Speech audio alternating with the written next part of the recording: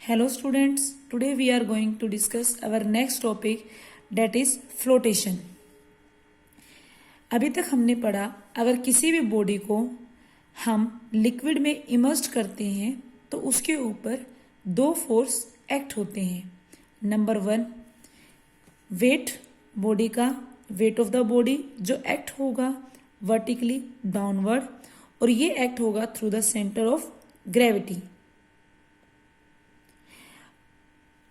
Second force जो उसके ऊपर एक्ट हो रहा है लिक्विड के कारण एक्ट हो रहा है जो होगा अपथ्रस्ट या आप जिसको बोलते हो बोयेंट फोर्स और ये एक्ट होगा वर्टिकली अपवर्ड डायरेक्शन में और ये एक्ट होता है आपका through the centre of buoyancy.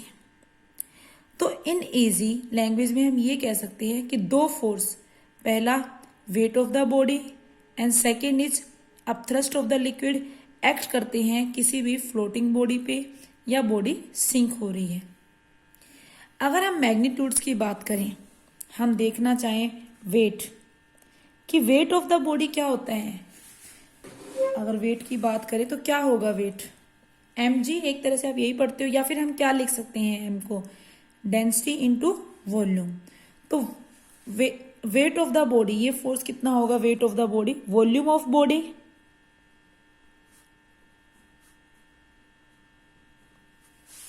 into multiply by volume into density. Density of body into क्या होगा g and g is acceleration due to gravity. Next अगर हम इसी में बात करें अपथ्रस्ट की, अपथ्रस्ट फोर्स या बुएंट फोर्स जिसको हम रिप्रेजेंट करते हैं FB से, वो क्या होगा which that is equal to volume of submerged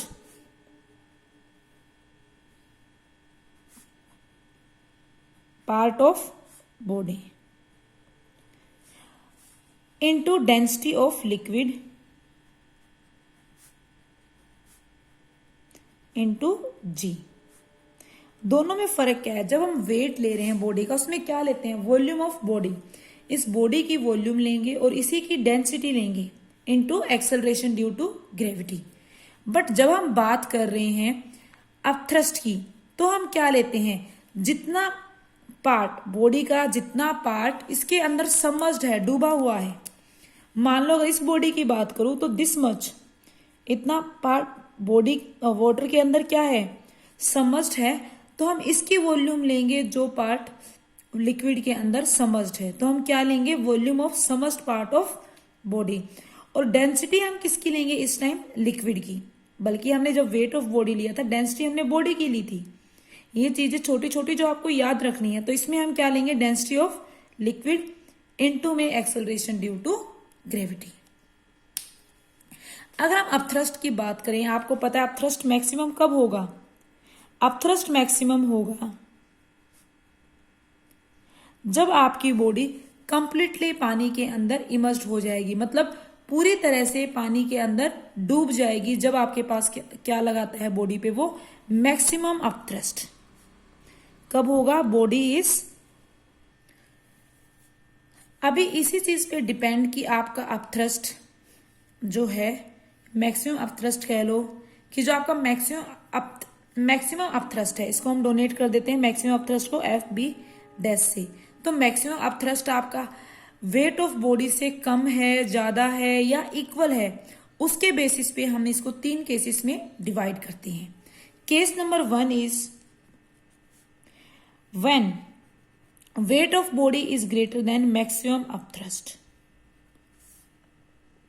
case number 2 is when weight of body is equal to maximum upthrust. And last one is when weight of body is less than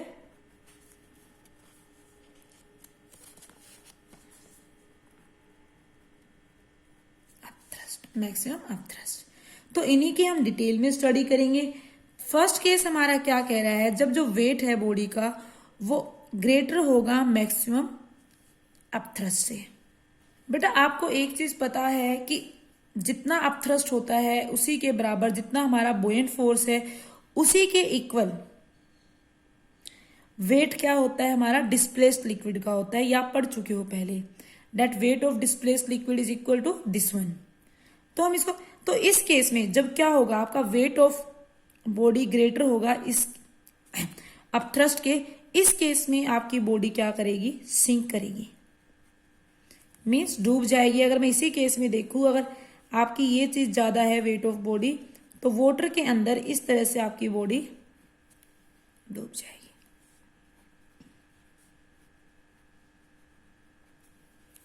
तो body जब डूब गई है, हम एक तरह से इसमें क्या कर सकते हैं, हम देख रहे हैं बेटा यहाँ पे, अगर हम नेट फोर्स देखें, नेट फोर्स देखें, बॉडी डूब कब रही है, मतलब वेट ऑफ बॉडी ग्रेटर है मैक्सिमम अपथ्रस्ट से। तो अगर हमारे पास कुछ इस तरह की बॉडी है बेटा, हम फोर्स लगा रहे हैं इस डायरेक्शन में 5 न्यूटन और इसमें 10 न्यूटन, तो हमारे पास नेट फोर्स क्या आता है, बड़े में से छोटे को माइनस करेंगे, means 10 minus 5 equal to 5 newton. तो यहाँ पे भी क्या है, वेट ग्रेटर है बॉडी का, तो हमारे पास नेट फोर्स क्या आएगा, W minus F B dash. तो ये बॉडी भी बेटा यहाँ पे देखो किस तरफ जाएगी, जिस तरफ ज्यादा फोर्स लग रहा है इस तरफ मूव करेगी।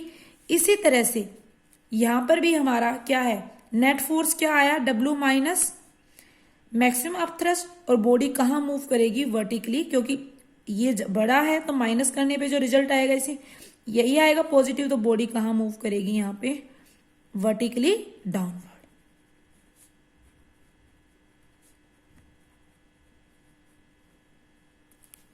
इसी चीज को अगर बेटा आप देखना चाहो, पीछे हमने केस किया था कि बॉडी सिंक हो रही है, हम ये मान सकते हैं कि जो डेंसिटी है सॉलिड की, जो हमारी बॉडी की डेंसिटी ऑफ, अगर बॉडी में कहूं रो है और डेंसिटी ऑफ लिक्विड क्या है, रो एल है, तो बॉडी सिंक कब होगी, when density of body is greater then density of liquid.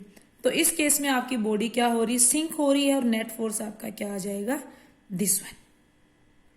Second case की अगर बेटा हम बात करें, when weight of body is equal to maximum upthrust, और हम कह सकते हैं कि weight of body is equal to weight of displaced liquid, या इसी को हम क्या कह सकते हैं, जब व्हेन डेंसिटी ऑफ सॉलिड और density of body is equal to density of liquid, तो इस केस में क्या होगा, आपकी बॉडी फ्लोट करेगी।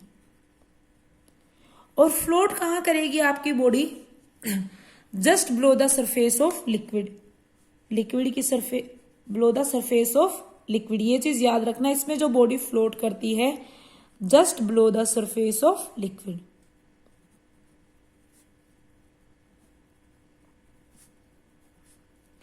अब ये कह रहे हैं दोनों फोर्स इक्वल हो गए, अगर दोनों फोर्स इक्वल हैं तो आपका नेट फोर्स क्या आएगा बेटा, नेट फोर्स आपका होगा दिस अगर हम माइनस भी करते हैं तो नेट फोर्स आपका यहां पे इक्वल है, तो क्या आ जाता है, 0।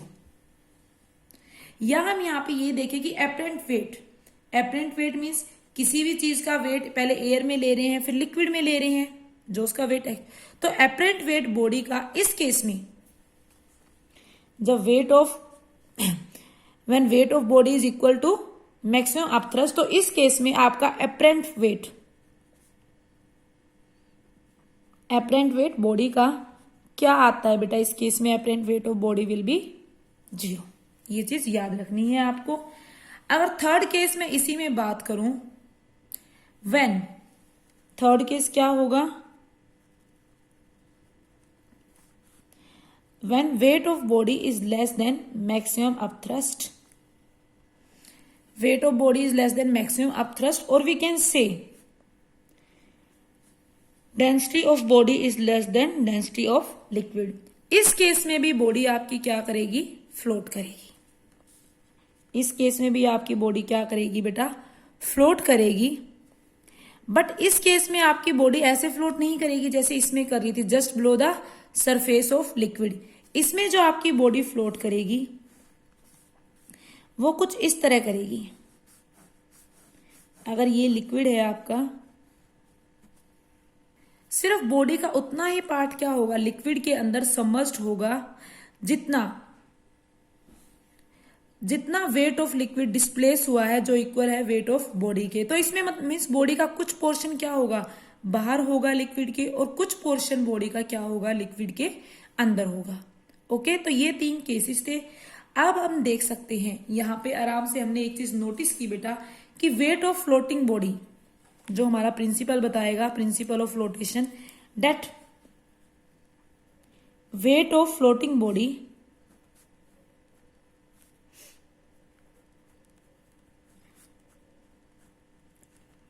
इक्वल टू, किसके इक्वल है? Weight of floating body equal two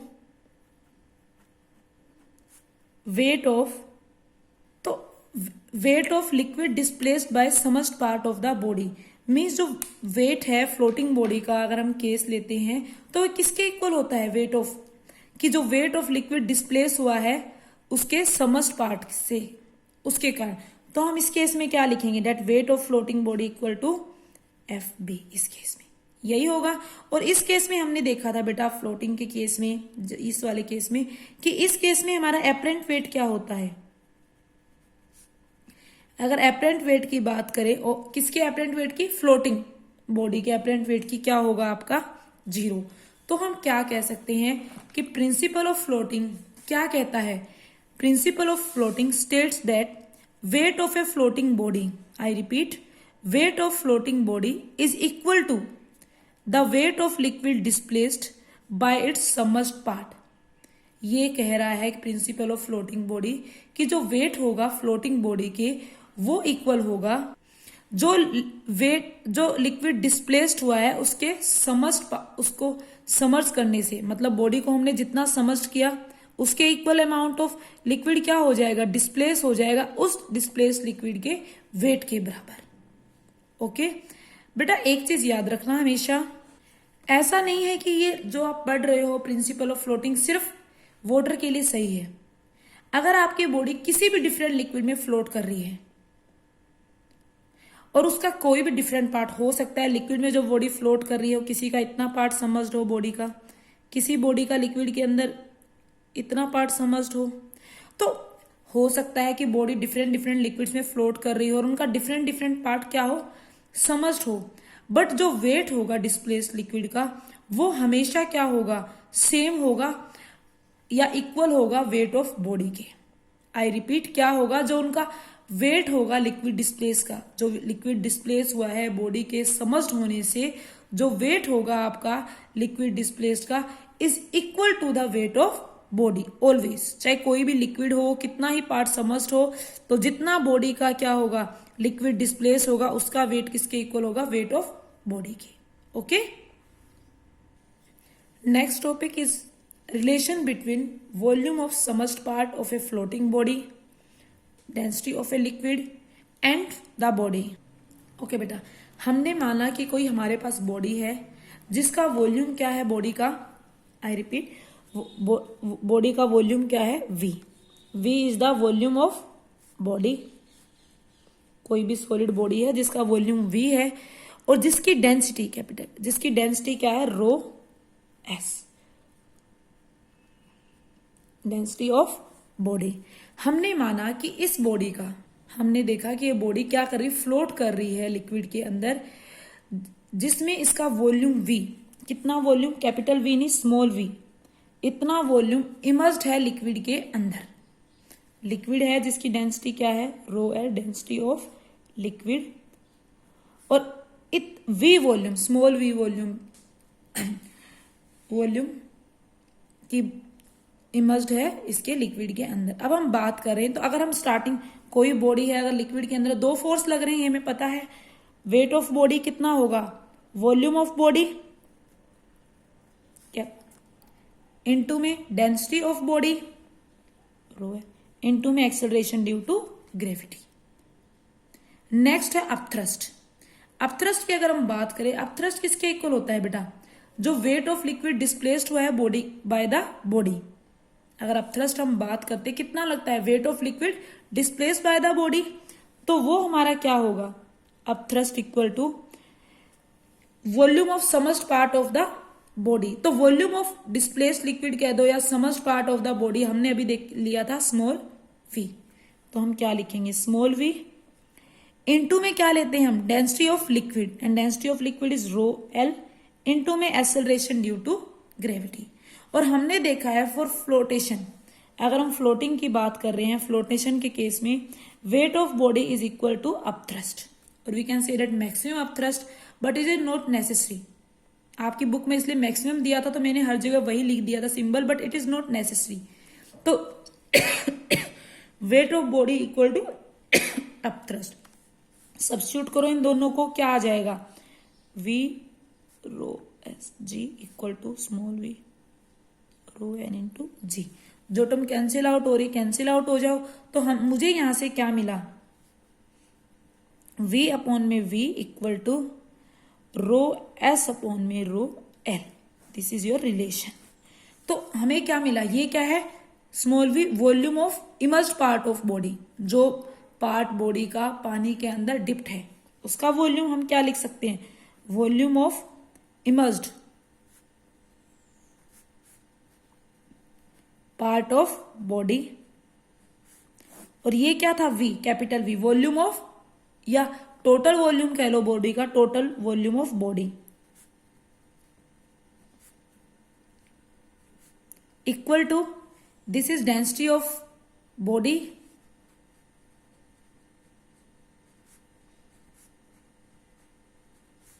upon में density of liquid.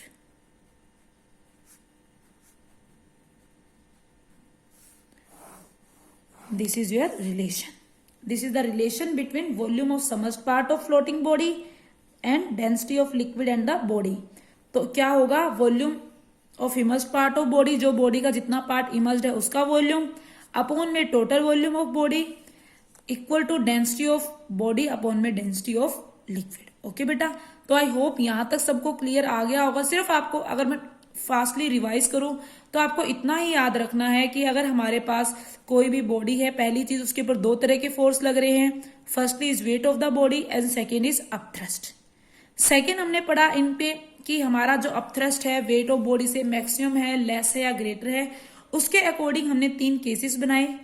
First case is when weight of the body is greater then upthrust, उस केस में बॉडी सिंक हो जाएगी। सेकेंड और थर्ड केस में body float करेगी, when weight of body is, इस case में एंड इस केस में बॉडी आपकी क्या करती है, फ्लोट करती है। बट दोनों में फर्क क्या है, इसमें जो बॉडी फ्लोट करती है वो क्या करती है, बिल्कुल लिक्विड की सरफेस के बिल्कुल नीचे करती है, और इसमें बॉडी क्या होती है, हाफ पार्ट लिक्विड के अंदर होगा और हाफ पार्ट लिक्विड से बाहर होगा। सेकेंड थिंग हमने पढ़ी कि जो प्रिंसिपल ऑफ फ्लोटेशन क्या कहता है, सिर्फ इजली प्रिंसिपल ऑफ फ्लोटेशन ये कहता है जो वेट है फ्लोटिंग बॉडी का वो इक्वल होगा वेट ऑफ जो लिक्विड डिस्प्लेस्ड हुआ है उसके सबमर्ज्ड पार्ट से। Okay, this is all about flotation. Next video में हम बात करेंगे application of the principal of flotation.